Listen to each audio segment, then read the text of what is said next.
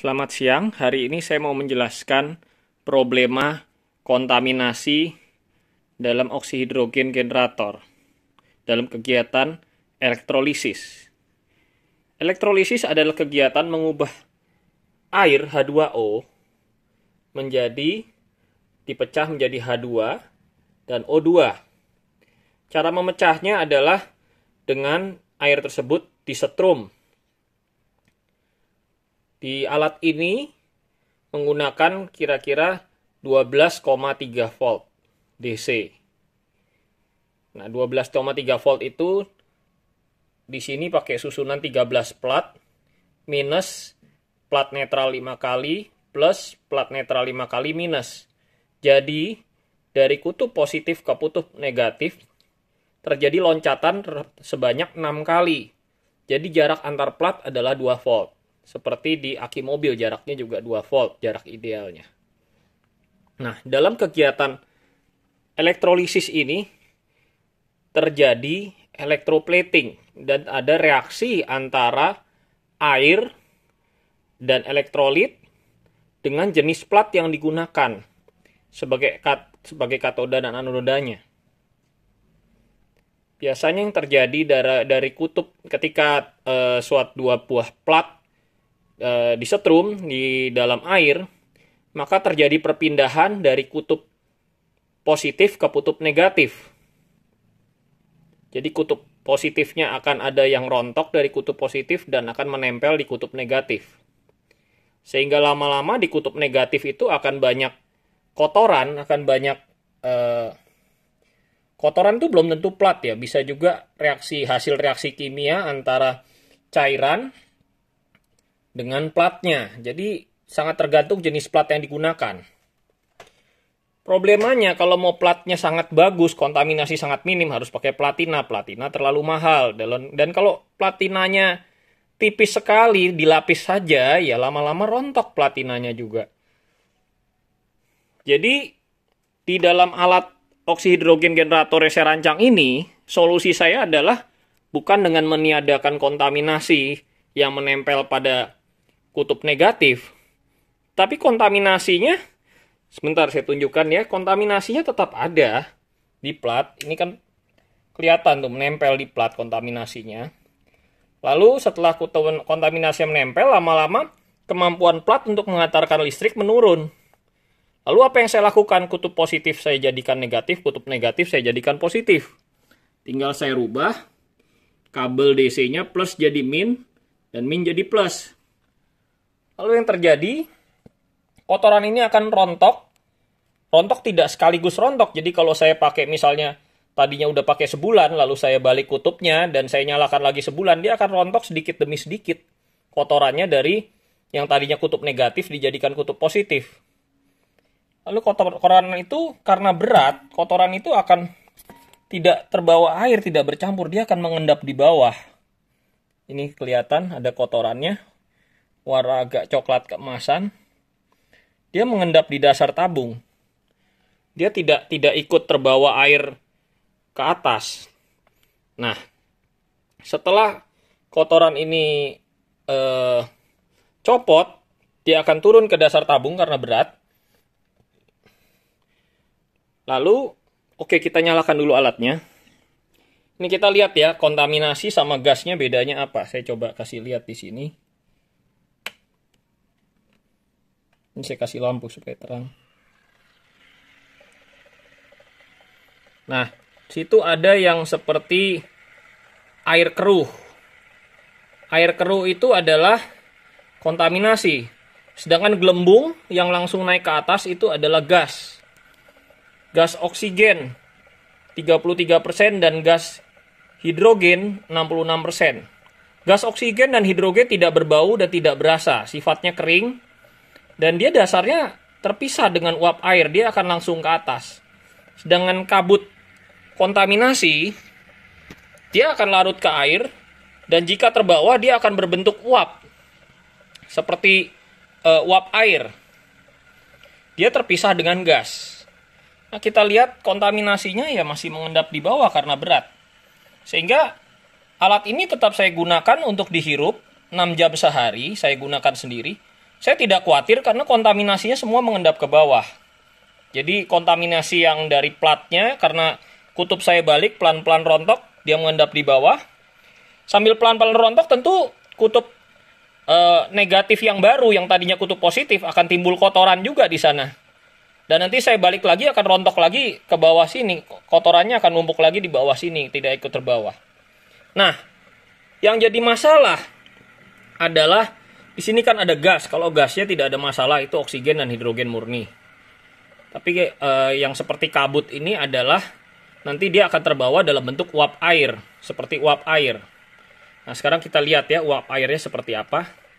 Coba ini saya buka, ini yang belum disaring ya. Bentar. Sudah ada belum ya? Mungkin kurang lama mungkin ya. Coba. Ini baru nyala sih. Nanti berarti belum ada, belum banyak kotorannya. Uap kontaminasinya belum banyak. Nah, dari sini bagaimana cara menyaring uap kontaminasi tersebut? Uap kontaminasi dari reaksi kimia antara air, elektrolit, dan jenis plat yang digunakan.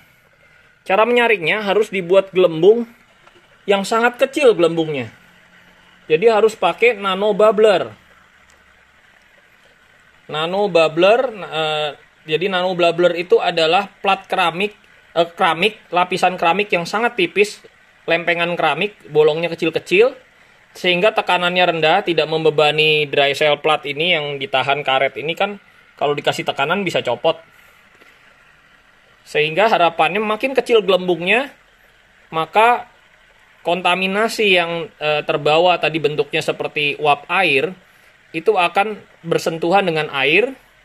Karena bersentuhan dengan air, jadi dia larut ke dalam air di tabung nomor 2 ini. Jadi ini tabung pertama, ini tabung kedua. Kita sebut tabung pertama, tabung kedua. Tabung kedua ini untuk nyaring kontaminasi. Nah, sifat dari hidrogen dan oksigen ini adalah dia sangat ingin menempel. Jadi kita bisa lihat di sini, besar gelembungnya adalah sebesar lubang dari pipa yang ke bawah ini.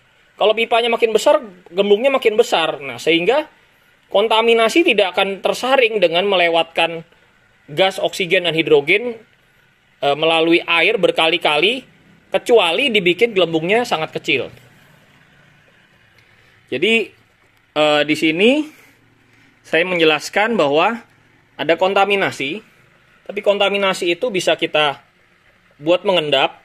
Kita pertama nempel di plat, kita balik kutub listrik positif dan negatif DC-nya, lalu dia akan mengendap dan kabut dapat disaring dengan nano bubbler, dengan batu gelembung yang gelembungnya sangat kecil. Karena sifatnya tadi gelembungnya besar-besar, sifat oksigen dan hidrogen ini gelembungnya besar-besar sehingga sulit disaring. Nah, dalam beberapa alat oksihidrogen lain, kalau alat saya kan jadi ada 3 penyaringan. 1, tabung untuk cairan yang digunakan elektrolisis. Tabung kedua untuk penyaringan. Tabung ketiga untuk mencegah kalau nafasnya kencang tidak ada balikan nafas. Jadi misalnya seperti ini. Sebentar.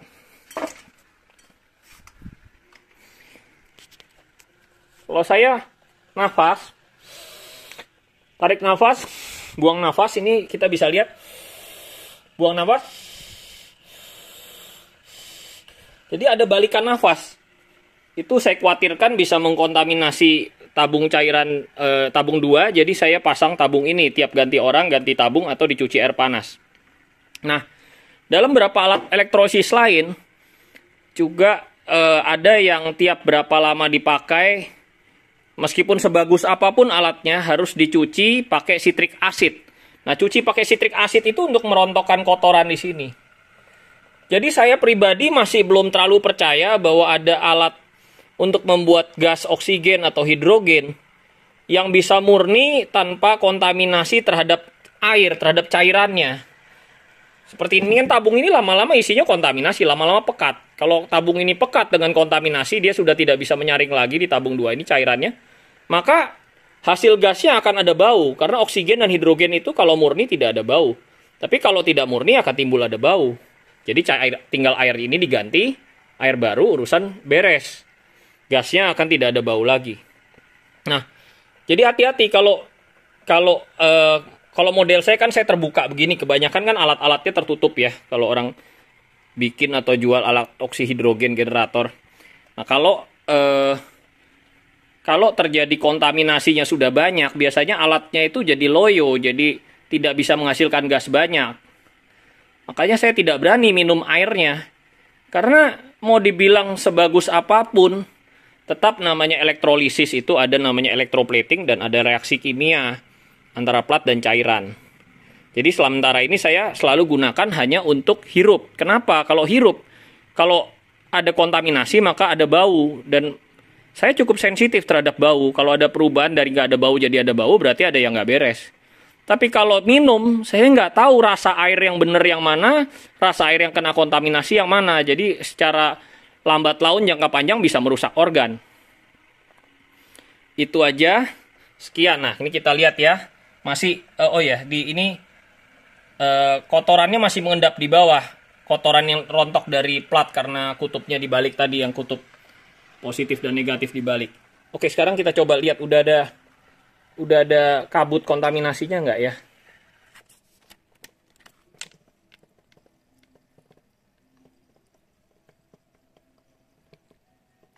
Belum terlalu kelihatan ya, mungkin masih dikit. Oke, biasanya ada kabut kayak kalau udah lama dinyalain, ada kabut kayak uap air gitu. Itu aja. Sekian, terima kasih.